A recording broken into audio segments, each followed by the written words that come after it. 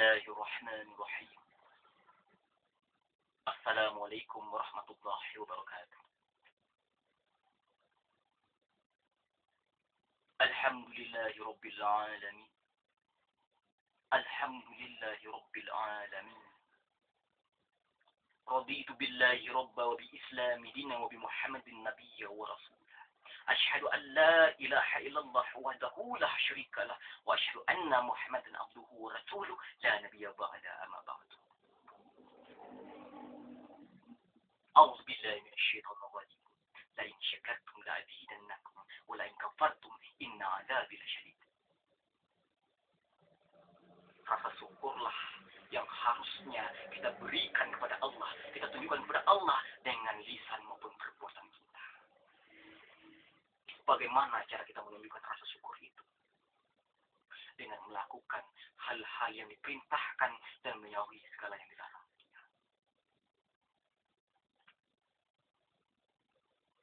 Lalu selawat beriring salam juga tak henti-hentinya kita hadiahkan buat junjungan alam Nabi Yunus kita Muhammad Rasulullah Sallallahu Alaihi Wasallam, yang mana beliau kita kenal sebagai sosok Nabi kita kenal sebagai sosok presiden kita kenal sebagai sosok yang memberikan suri teladan yang baik kepada kita kenal beliau itu sebagai seorang jenderal di medan perang, sehingga tidak heran kita tokoh-tokoh terbesar di dunia beliau ditempatkan pada rating yang pertama.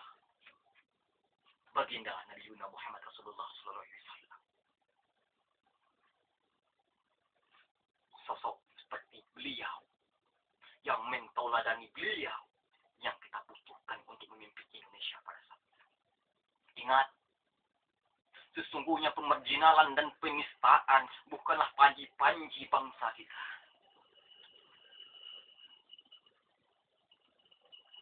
Namun hal itu semua terlahir dari manusia-manusia yang haus jabatan, yang haus kekuasaan dan popularitas dan kemaluan.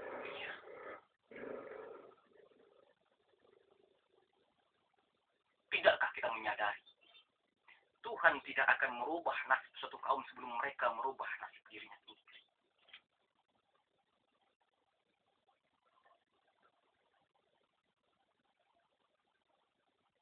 Hadirin sekalian, para penonton sekalian, pada kali ini saya akan menyampaikan beberapa permasalahan bangsa kita. Saya akan menyampaikan beberapa pandangan Islam tentang negara kita. Kita kembali dulu pada sejarah Indonesia ini dimerdekakan. Lebih 3,5 abad lamanya rakyat Indonesia dijajah oleh bangsa penjajah. Dijadikan budak, bekerja paksa, bahkan diperkosa.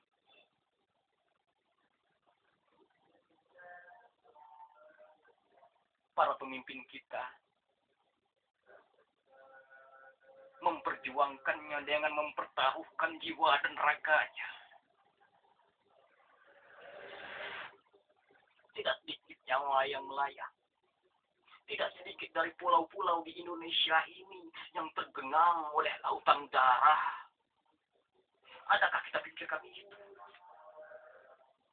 Setelah kita dimerdekakan tahun 45 dan setelah setengah abad lamanya kita merdeka, mulai dari zamannya Bung Karno sampai zamannya Bung SBY, dari zamannya Orde Baru, Orde Lama sampai ke zamannya demokrasi.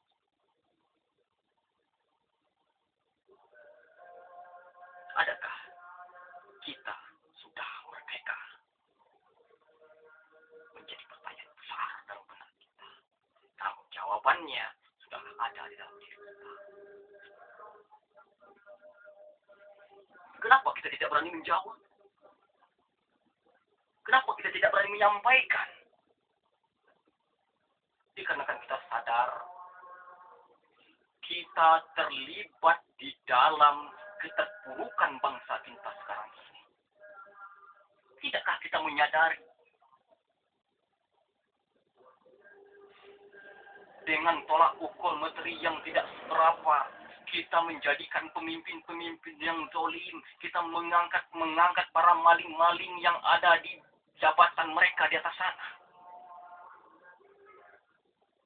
Kita batasi nasib bangsa ini cuma sekedar dengan uang. Uang semata. Sungguh, telinga, mata kita sudah ditutup. Dan hati kita sudah dikunci oleh Allah.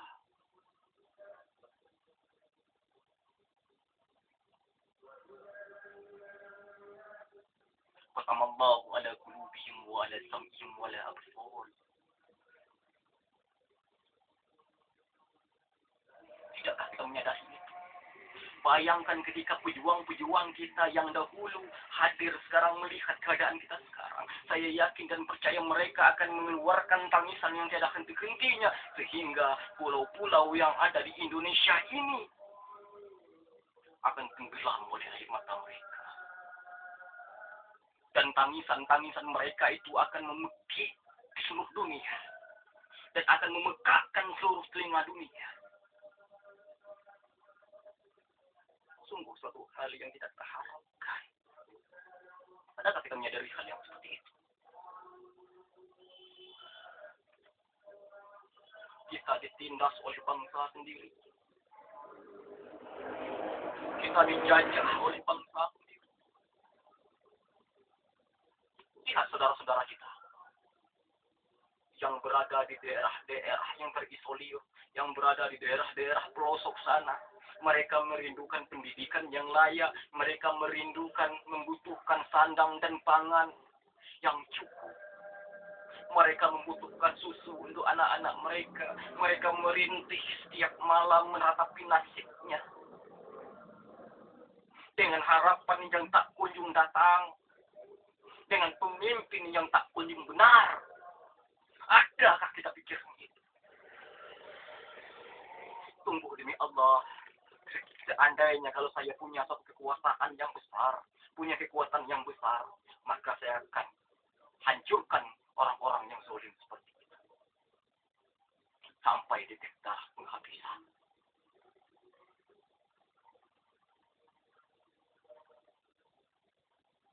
Ya Allah, adakah kita menyadari hal yang seperti itu? Mereka yang tidak tentu, bapak ibunya yang berada di bawah kolong jembatan di kota-kota besar sana. Padahal mereka dekat dengan orang besar. Padahal mereka berada di daerah-daerah orang-orang yang kaya. Namun mereka masih tetap saja mengais, meminta-minta di tepi jalan. Di mana letak hati nurani kita? Di mana letak perhatian kita? Oleh karena itu, yang mengimbau kepada kita semua. Suatu momen yang penting akan datang lagi pada bangsa Indonesia, yaitu pemilihan presiden.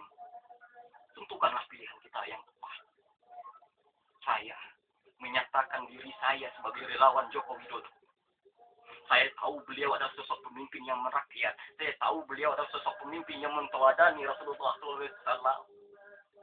Beliau tidak membedakan agama. Beliau tidak membedakan suku bangsa. Beliau rangkul semuanya. Beliau dekat dengan masyarakat. Saya bukan memberikan sebuah penilaian yang semata-mata buta. Tidak.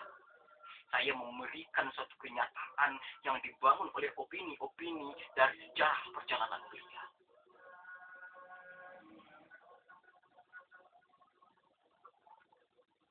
Sosok seperti itu yang kita butuhkan sekarang. Sosok seperti itulah yang kita butuhkan sekarang. Yang mau tahu apa isi perut masyarakatnya. Yang mau tahu apa pekerjaan bawahannya. Bukan hanya duduk santai di atas kursi goyang di dalam istana. Yang mau masuk ke dalam lubang yang kotor. Demi melihat keadaan bangsanya. Seperti itu yang kita butuhkan sekarang ini. Biar bagaimanapun hujatan tentangnya, biar bagaimanapun hinaan tentangnya. Namun saya yakin dan percaya masyarakat Indonesia tahu. Saya yakin dan percaya masyarakat Indonesia tahu bahwa beliau adalah orang yang bersih. Apatah lagi Bapak Yusuf Kala.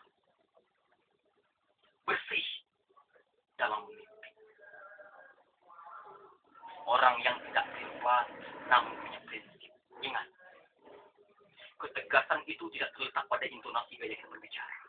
Tidak terletak pada tangan kita julurkan ke atas langit, tidak.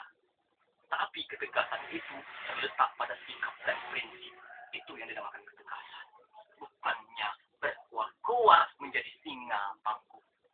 Jadi singa pun bukan. Yang dinamakan tegas memiliki prinsip untuk membangun bangsa dan negara. Kurang bukti apalagi kita. Saya tidak menyalahkan. Yang lain tidak. Saya cuma menyampaikan opini ajakan kepada kita semuanya. Hilangkanlah paradigma pragmatis yang ada dalam diri kita. Pilihlah pemimpin yang bersih seperti beliau. Yang mengimbau. Saya tidak pernah bertemu sama beliau. Saya tidak pernah berkenalan sama beliau. Namun, dari track recordnya, saya belajar banyak dari beliau.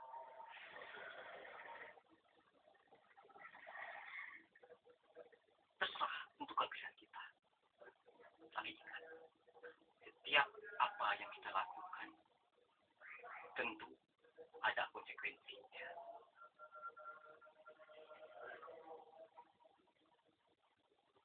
Kalau ada yang mengatakan bahwasanya beliau adalah pemimpin yang tunduk terhadap wanita, tidak. Bedakan antara tunduk dan rasa hormat. Saya tidak menjelekkan Prabowo, tidak. Bagus orang. Tugas katanya. Namun, di antara yang baik tentu ada yang baik.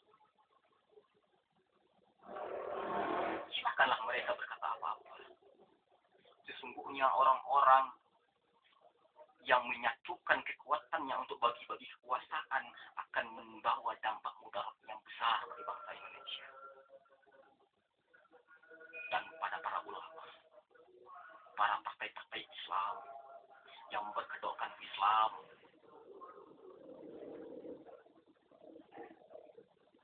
saya mohon bersikaplah adil. Jangan pernah menjadi orang yang mendengar tapi tidak mendengar, yang melihat tapi tidak melihat, yang punya perasaan tapi tidak punya perasaan.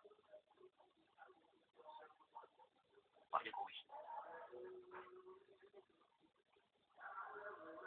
satu yang saya ingin sampaikan kepada Bapak,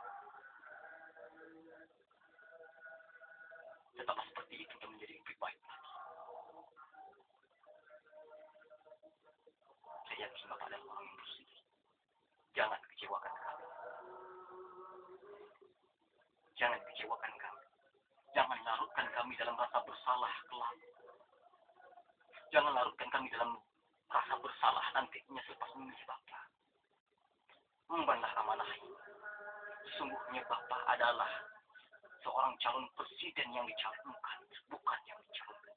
Bapak adalah sosoknya Soekarno yang terlahir kembali dalam sisi lembutnya, namun punya ketegasan dalam prinsip. Saya yakin, percaya Bapak bisa. Wasta'in bis sabri was salah. Mintalah pertolongan